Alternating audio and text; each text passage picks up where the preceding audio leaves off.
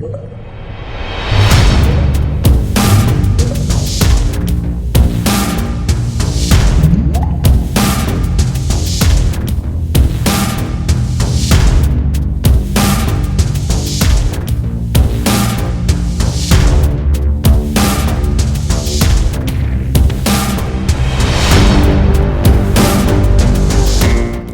episode brought to you by MeepleRealty.com, your source for high-quality custom board game inserts. Meeple Realty, think inside the box. Hey everybody, welcome to Board Online, Board Offline. Today we're bringing you a game or an expansion I'm very, very excited about. This was the first real game that I have kickstarted, really. So this is the Xayah Legends of a Drift System expansion, Embers of a Forsaken Star. Now, this brings a lot of new stuff to the game, and based on the prototype I played, I really feel like this expansion is as close to a necessary expansion or a critical expansion as you can get. I really feel like if you play the game with this expansion, there's really no reason to go back to playing the other way. It tweaks some rules, it tweaks some other stuff, and it brings a lot of new stuff in. Let's take a look at everything that comes in this box. Alright, so here we are, Xayah Embers of a Forsaken Star, designed by Cody Miller and Ira Fey. This is the expansion for Xayah that not only allows for a balanced two-player game, but also 1 to 5 players now, 1 to 4 hours, ages 14 plus. Ira Fey is the genius behind the one-player version of the game, so I'm excited to give. I've played the prototype, which you can see in some of my previous videos with the one player, but I'm real excited to play the final version. All right, so let's see what we've got here. We've got 1 pre-painted miniature, 1 flight stand, 1 NPC card, 1 rules card, 1 shipment, 1 ability card. That is for Sellsword version 2, which comes with this as part of the Kickstarter. And then you have all of this other stuff that comes in the game, or in the expansion, as originally planned with the expansion. Some cool minis in here. Let's get into the box and see exactly what they look like.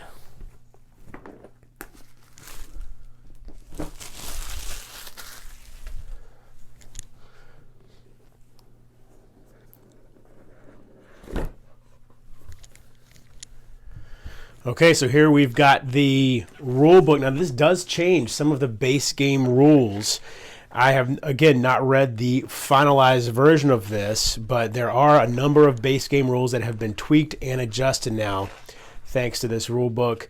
And for the most part, everything I've seen is those adjustments have been welcomed. Essentially what they were was stuff that people complained about with the rules in the first version of the game, in the base game.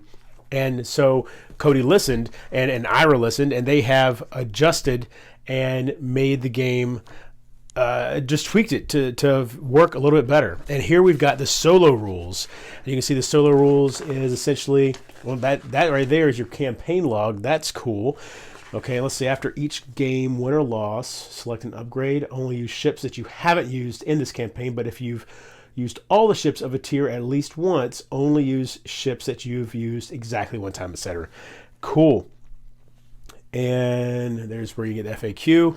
So the actual rules for solo, you've got the front, and you've got 2 more pages to add for making solo rules. All right, so here's the new Fame track. These pink or purple spaces here were not in the original base game. These are events, which I'm really excited about. They have all kinds of cool events in there. And then, of course, you have the fame point, I'm sorry, these are fame points, but you have the, what are they called?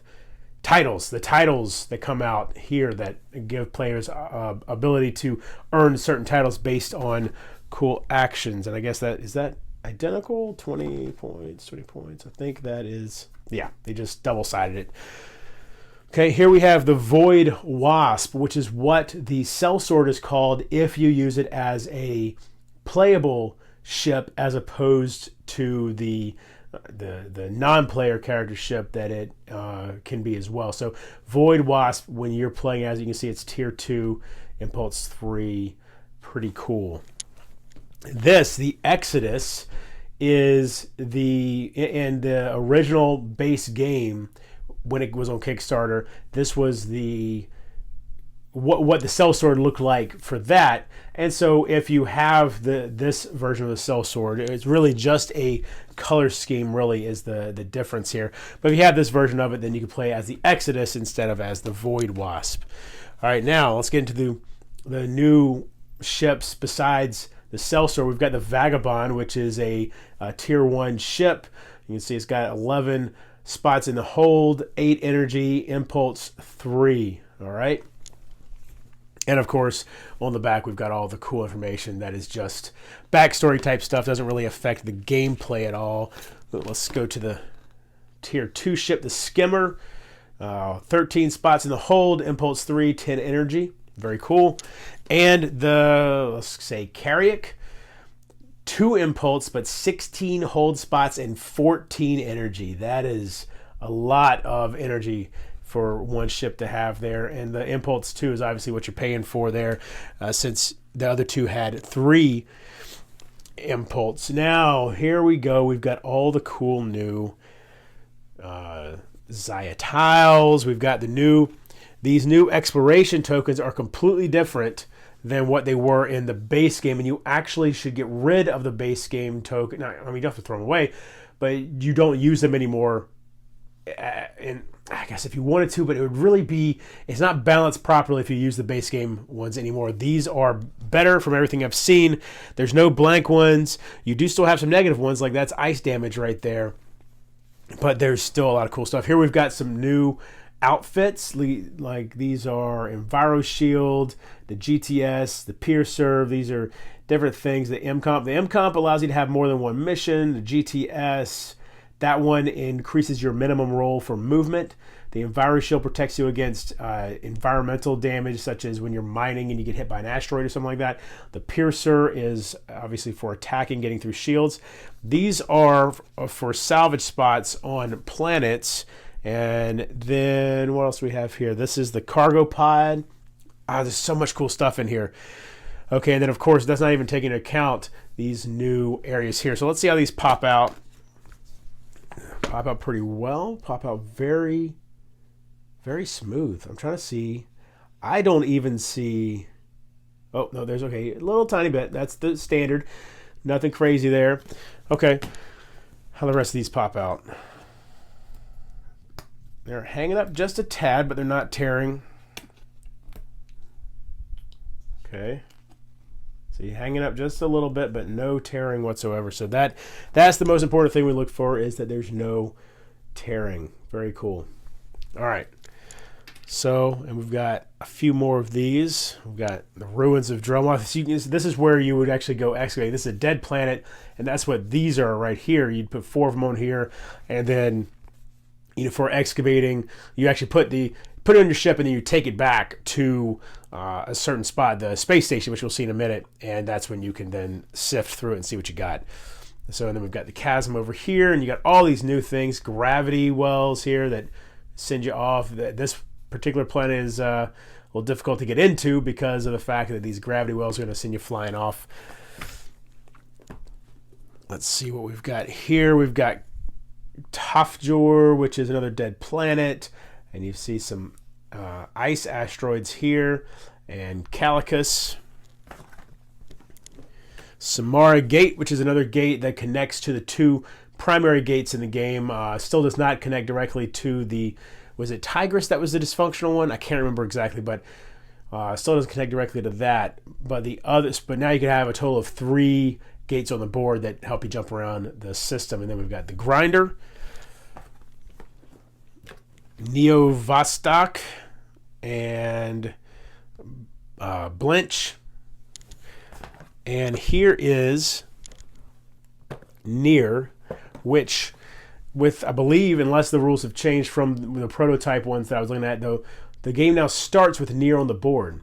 And the reason for that is because the planet, or I'm sorry, the space station is orbiting this planet, the sun, and this space station is required for sifting through those ruin areas that I was showing you earlier. Now this right here, though, this is one of the things I'm most excited for with this game. This is the economy board, you have, so if you go and you purchase cyber, you actually take it off this board. If there's no cyber on this board, you can't purchase it. If you then go sell cyber, it actually generates Terra, and you put Terra on the board. So by selling certain goods, you're going to generate other goods. And so then when you sell Terra, it generates Holo. And it goes on like that. And so it helps to prevent some of those short trade routes, and it gives a feel of a real economy almost. Whoa, see, that fell right out there. Look at that. Now, Rikishi, I don't know exactly how this works yet because they're still kind of working on it when I had the, oh, that's interesting. So I guess maybe when it hits something, it turns into that. Well, we'll have to read the rules and see exactly how it works. But Rikishi here is a comet that flies along the board, and I'm guessing you roll to see which direction it goes, and it destroys things along the way. Not sure what those are going to be for. That's interesting. Okay, first player token. Let's see. Well, you know what? Let's get down here into these first, the cards, just to open them up, and then we'll go into all the plastic over there. So as you can see, we've got event cards here, and these are not going to be the only events, obviously, but to give you an idea of what some of the events might be, I don't want to go through all of them because some people might want them to be surprises, but let's just go through one here. Trade embargo. Don't be caught with cybernetics. While this card is in play, cyber is under trade embargo. Buying or selling cyber is illegal, and taking either action will earn you a bounty of 1,000 credits. Buy cyber 1,000 credits for 4 cubes plus 1,000 credit bounty, or sell cyber 1 extra fame point for 4 plus cubes. Money is as usual plus the bounty. Every time someone buys or sells cyber, place 1 damage on this card, and this card leaves play when there are 3 damage on the card. And so that's the type of stuff that you'll run into. And then we've got some titles here. So here's one of the new titles, Cold as Ice, Keeping Your Cool.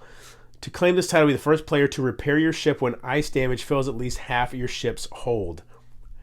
Once claimed, this title grants once per turn as an action, remove 1 ice damage. So that is pretty neat. And then we've got some more mission cards here. A whole bunch of mission cards, actually. Let's see. Yeah. And so these are actually some new mission types as well compared to the base game. We've got cargo, and you can see this is the new resource, Ember, that doesn't go with the normal economy. It can only be traded, I believe, at that space station. And then you've got arms dealer here, where you're basically selling your one of your blasters or whatever that you've got on the ship. And then in addition to the money you normally get, I believe, you also get this money here.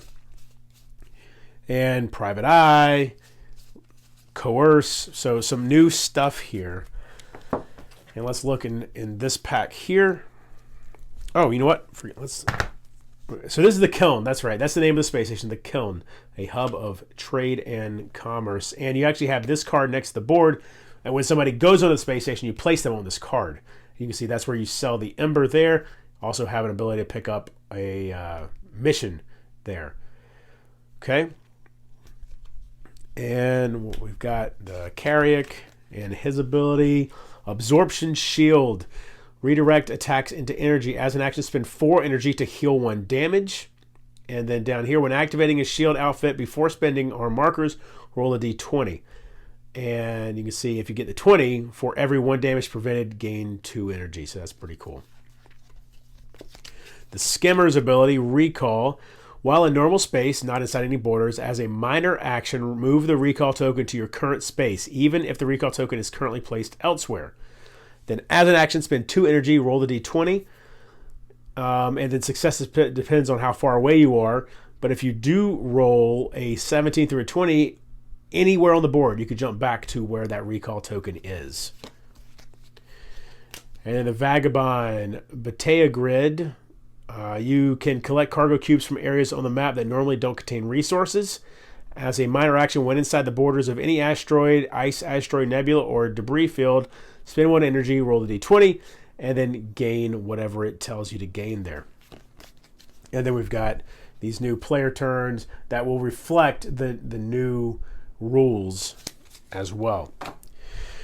So let's get into here. It looks like it's going to be mainly more mission cards, maybe. Let's see.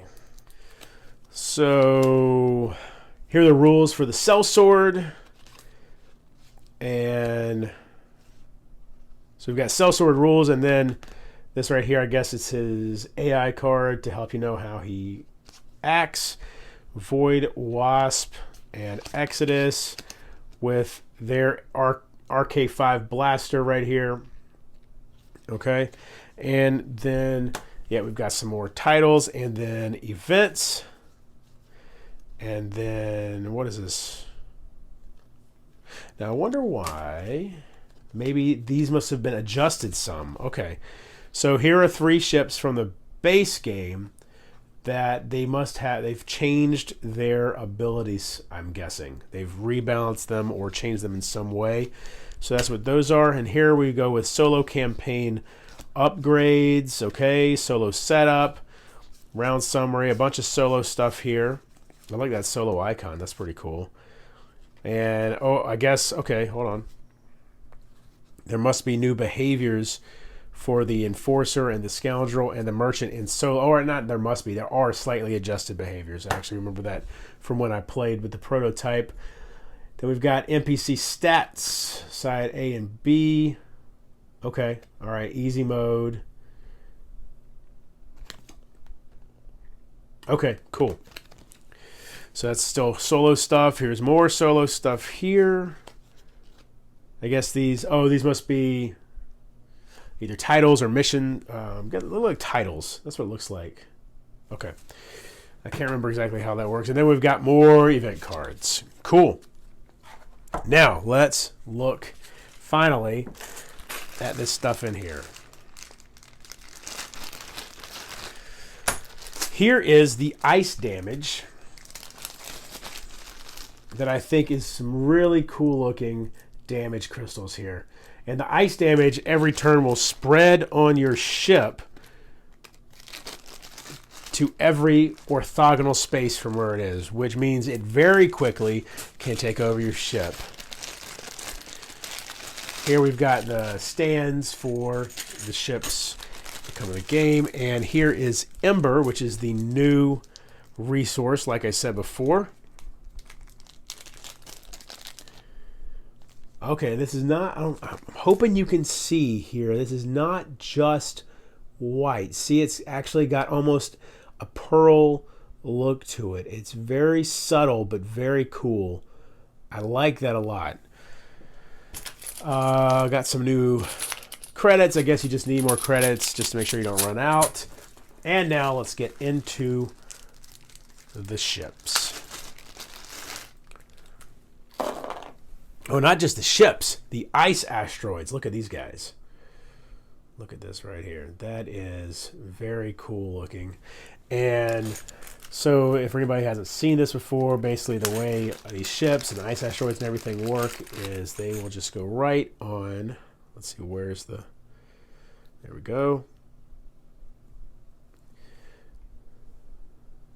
So there you go. And that is on certain tiles, and they'll be flying around, and if it hits your ship, these serious problems are going to be happening. And here we've got the Kiln, which is that space station, and looks pretty cool. Okay. 2 more ice asteroids. This is the Carriac. Now, I'm never too picky about pre-painted paint jobs. I will say that as far as the paint jobs in the game go, this one might be one of my least favorites. But I am a huge fan of the fact that I don't have to paint any of these ships. Here's a sellsword, which has a pretty cool... Oh, I like that paint job a lot. This is a pretty cool one here.